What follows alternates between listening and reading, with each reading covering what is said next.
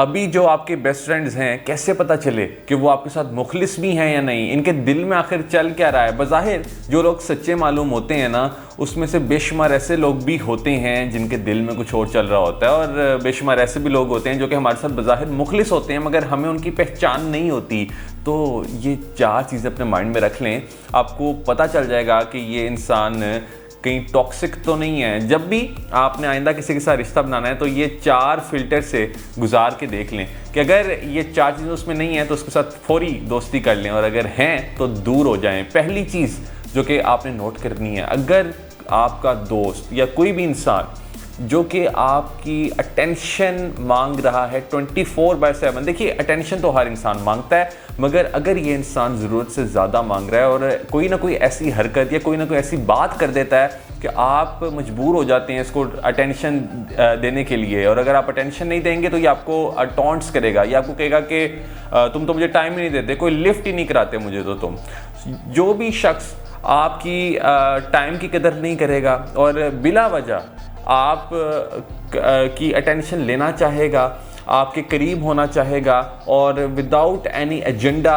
कोई भी इसकी ज़िंदगी का मकसद नहीं होगा, वो सिर्फ़ और सिर्फ आपकी अटेंशन के लिए काम कर रहा होगा। हालांकि आप तो प्रॉपर उसको अटेंशन दे रहे होंगे, आप उसको टाइम दे रहे होंगे जो वो टाइम डिज़र्व करता है, मगर फिर भी ये इंसान कोई ना कोई ऐसी चीज़ ज़रूर करेगा। ये आपको बार बार कॉल्स करना स्टार्ट कर देगा, ये आपको बार बार मैसेज करना स्टार्ट कर देगा, ये कभी कोई बहाना लगाएगा, कभी कोई चीज़ कहेगा, ये आपके स्केड्यूल की बिल्कुल भी परवाह नहीं करेगा और ये आपको हमेशा ही गिला करता हुआ नज़र आएगा और ये सिर्फ़ और सिर्फ अपनी बात करेगा। तो ये पहला साइन है कि ये बंदा आपके साथ मुखलिस नहीं है, ये टॉक्सिक शख्स है जो कि सिर्फ़ और सिर्फ अटेंशन सीकर है। दूसरी निशानी बहुत इंपॉर्टेंट है, इसको अपने माइंड में रखिएगा कि ये इंसान कभी भी आपकी पर्सनैलिटी के अंदर चेंज को एक्सेप्ट नहीं करेगा। यानी जब आप बदल रहे होंगे ना अपनी ज़िंदगी में, जब आप पॉजिटिव चेंजेस अपने अंदर लेकर आ रहे होंगे, जब आप कामयाबियाँ हासिल कर रहे होंगे, तो ये इंसान आप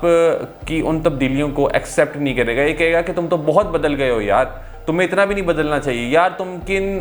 चीज़ों में पड़ गए हो यार, तुम्हारी तो दुनिया ही अलग हो गई है यार, तुम क्या काम कर रहे हो। यानी ये तमाम वो बातें करेगा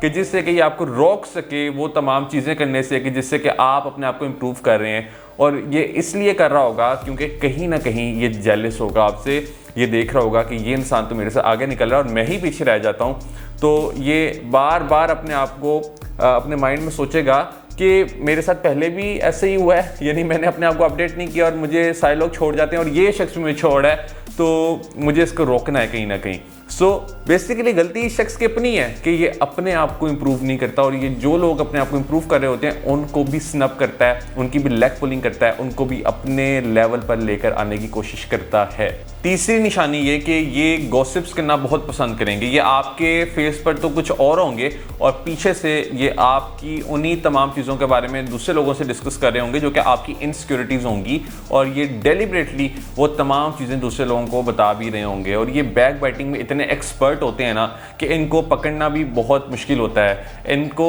ऐसी ऐसी टेक्निक्स आती हैं कि ये दूसरे बंदे का भी एतमाद जीत लेते हैं, हमारा भी एतमाद जीत लेते हैं, और ये दोनों लोगों के दिलों में जगह बना रहे होते हैं। और इन्हें लग रहा ये होता है कि ये शायद अपनी